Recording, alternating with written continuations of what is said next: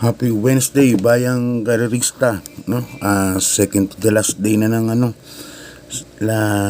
November. Next month, December na at malapit na pong magpasko.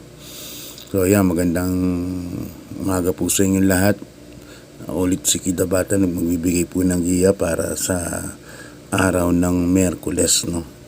At nakabuo po sila ng 7 races lang. Hindi naman din masyadong konti. Yung iba konti, mga 5-6 ganun. Pero isa lang yung marami, mga 9. Kaya at least nakabuo sila. At meron nga tayong karera ng Martes, no? Mamaya meron tayong karera. Tapos ito nga, Wednesday, another 7 races na naman po ang sa natin sa 3, 10, and 17. Presidential Gold Cup is 17, December 17. At alita ako, no bearing na naman. So, tingnan lang natin. Kaya ingat-ingat sa pagtaya. Baka masama po tintahan natin sa pagbiyahe, no? At least, ng info, ganun. Tanong-tanong. Baka mamaya panalo tayo. Yan. Anyway, mag-start ng karera natin ay alas 5 ng hapon, no? As usual na naman, 7 races. So, race number 1 is winner take all, no? Winner take all kaagad. Race number 1 dahil yun nga, pipito lang po ang races natin. So, ayan, bayang karista, mag-umpisa na po ako ng pagbigay ng giya, no? Race number 1, 3-year-old and above maiden race. Yan, ang first case ko, yung numero 3, si Time Traveler. Yan, wag may-ari ni Boss Alan Castro. Nang nakaraan, kalaban niya si yung notice, no? Inabot lang yung meta. At maganda naman yung ginawang diskarte ni King Flores nun. Kaso talagang, yun nga, no? Nag-falter na siya. Parang sumandal yung kabayo. Ibig sabihin, pagod na po. Kaya yun, inabot na kotso ng numero 5 that time, si instant notice. Yan. Kaya siya ang first case ko, parang maganda na po yung tinakbo niya talaga. Second case ko yung number 1, Tulongis daw. Ewan ko, sa panangalan pa lang, Tulongis nga yata itong kabayo nito. Napakagandang kabayo naman. Pero tataka ko, ba't walang tinatakbo? Nakaraan, almost lamado siya, actually. Third case lang yata siya nakaraan. O third place lang yata siya, second place. Parang tingnan natin, baka kasi may mga ganyan, baka late maturing, habang tumatanda yung kabayo, gumagaling, baka ngayon hindi pa talaga lumalabas yung galing ng kabayo. Wala akong makita sa kabayo, ang ganda ng tsure ng una yan, Tulongis daw. Kaya abang-abang lang din ako dyan. Sasama ko rin yan. So first case, number 3, Time Traveler. Number 1, Tulongis daw. Okay, race number 2, bayang karerista. Dito may 6 runners tayo, class 5. Yan, 5 points, pinakambabang grupo na naman.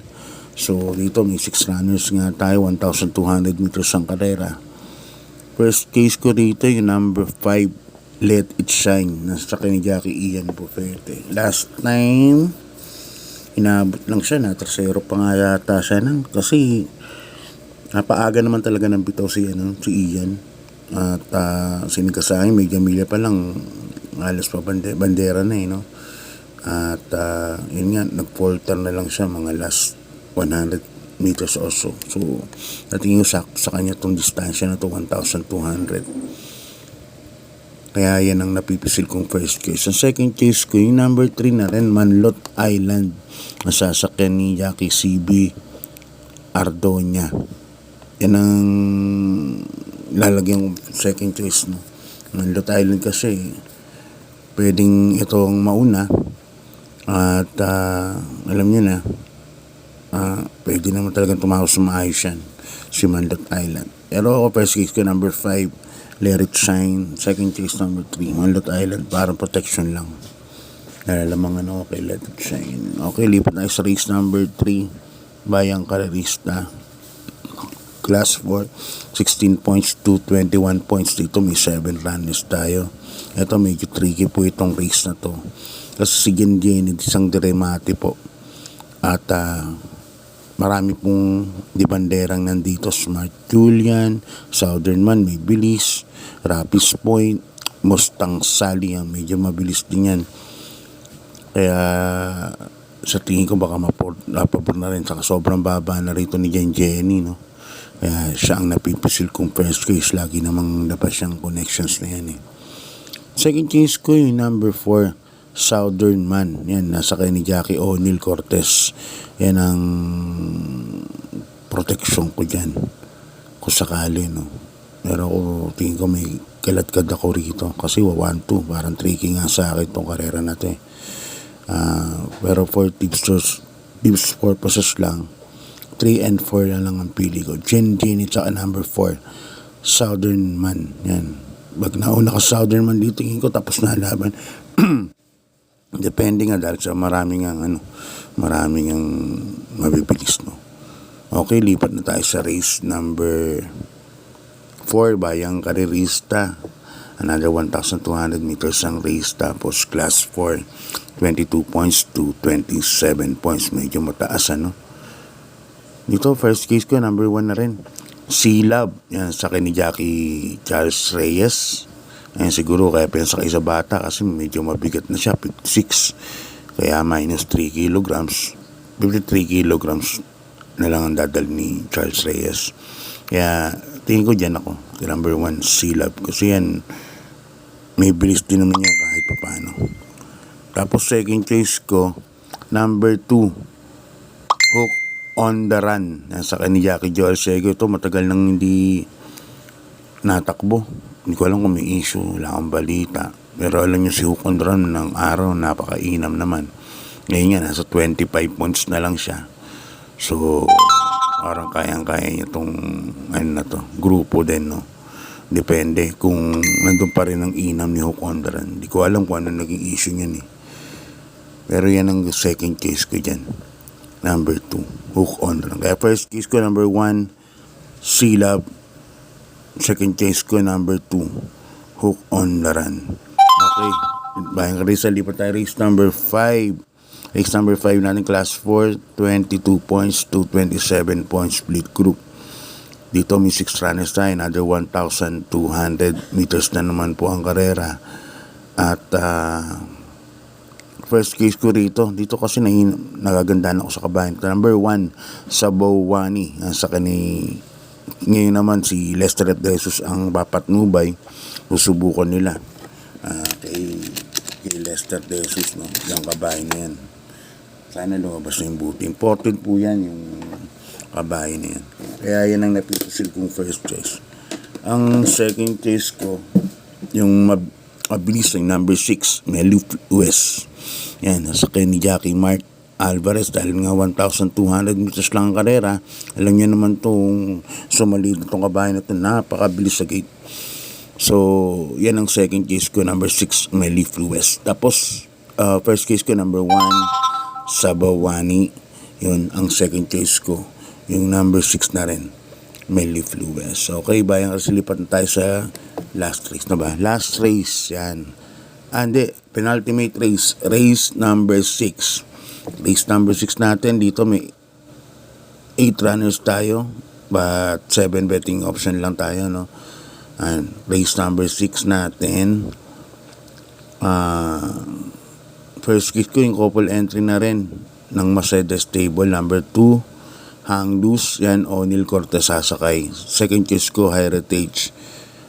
Maganda numero ni Hang Loose, numero 2, no? Tsaka nakunukan nga na. Siguro ma-rate ni ni O'Neil to, no? Yung numero 2 na to.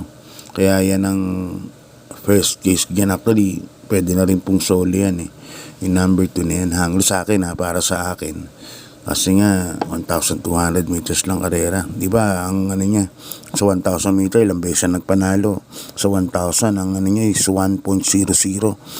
So siguro kahit mga 14 seconds sa 200 meters siguro ayaw niya yun.